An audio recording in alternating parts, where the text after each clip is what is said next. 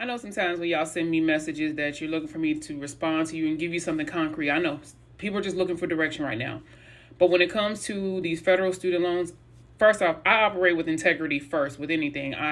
That's just the way I operate. I'm not going to mislead you or tell you something that is 100 that is not 100.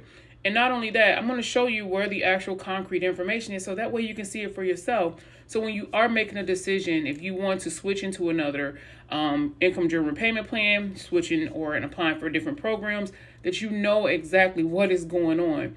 Because when it comes to these income-driven repayment plans and under the direction, and this is directly from the Department of Education, what they are able and unable to do right now, you have to know that. So when you're making a decision to move around, you're doing it 100% informed and not expecting that things are going to just automatically happen when you submit these requests to move over into other plans or your requests under, certain programs. Let me show you. So if you go to the Department of Education's website, that is where you can get a lot of great information, a lot of updates as well as far as what is going on with the SAVE plan and also with all of the other type of income-driven repayment plans and also the programs. So we already know if you are in a SAVE plan with the injunction that is against the SAVE plan, that means that you're in a forbearance, you're not accruing any interest, you're not required to make any payments, but because of the no payments being made, that means that you're not getting any closer to forgiveness due to the fact that this plan has an injunction against it, which means it's technically, in a sense, not an active plan. But here is where it speaks about what the Department of Education is prevented from doing. So we know that they're unable to implement parts of the SAVE plan and also other income-driven repayment plans. So they're currently prohibited from using the SAVE formula to calculate monthly payments and from forgiving loans after years of payments under SAVE, pay-as-you-earn, and ICR plans. So that means if you're a borrower, you're considering moving over into one of these plans, we know that right now, due to the injunction, this is kind of encapsulated in it as well, that they are unable to forgive your loans under these particular plans here. Now, although they are unable to discharge loans under those particular plans, we know with the SAVE forbearance what they are actually speaking about.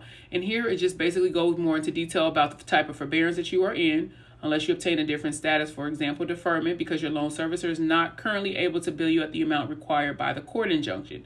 So for borrowers, you will be in this forbearance until servicers are able to accurately calculate monthly payments, which the Office of Federal Student Aid expects servicers to do no earlier than September 25. This will give borrowers time and the opportunity to make another choice for repayment based on which the updated option is best for them. So they're giving us a date. So we're looking at expecting to be back into repayment no earlier than September 2025. Now, with this, if you are someone who you're just not sure if you want to go into another plan, start looking at those other plans to see what your payments could look like and actually what those other plans entail. So that way, if you decide to sit in this forbearance until a decision is made, at least you have some kind of direction and you are clear about what your plan is that you plan on moving into. But they tell us servicers expect to complete the necessary technical updates to be ready to begin moving borrowers back into repayment no earlier than September 25 because the transition will take time. Servicers expect first payments to be due no earlier than December 2025. Borrowers will be informed of any further changes to this timeline. So we see that you should be informed about if this timeline changes. So that's more or less more information about the SAVE plan, also how it affects you as a borrower. If you are not a borrower that is currently in the SAVE plan, you still have the ability to enroll in the SAVE plan if that's what you want to do.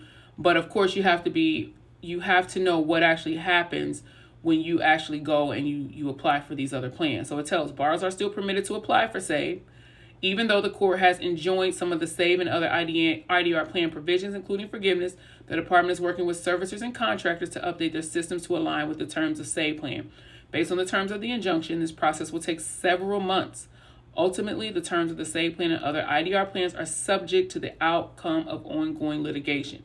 We encourage borrowers to review the specifics of each IDR plan as borrowers make the best choice for their circumstances. For example, if a borrower enrolls in an IBR and then moves to a different repayment plan, accrued and unpaid interest will capitalize. So it's just important that you know what you're doing when you move over into other type of plans. Also, that there comes with a processing forbearance.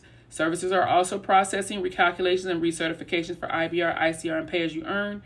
Services will have applications in the queue that will take some time to work through. They don't give us an exact date. Processing for SAVE, formerly known as repay, applications with the N applications where borrowers check lowest monthly payment will remain paused. Borrowers should check back for more updates. If servicers need time to process your application, servicers will move you into a processing forbearance for up to 60 days. Interest accrues during this processing forbearance, and time in the processing forbearance does not provide IDR and PSLF credit. If the borrower's application is not processed by their servicer within 60 days, the borrower will be moved into a general forbearance that does not count towards PSLF or IDR until the application. Interest will not accrue in this general forbearance. So with all of this information, like I said, it's just important that you are making your decisions, and you're making your decisions informed. And that means by reading the information, go directly to the source of the information and getting an understanding and actually going through each one of these income-driven repayment plans, because they could very well be the plan that you have to move over into. But you have to understand how the plan operates and if it's a plan that you actually qualify for. I hope that helps you guys, and good luck with everything.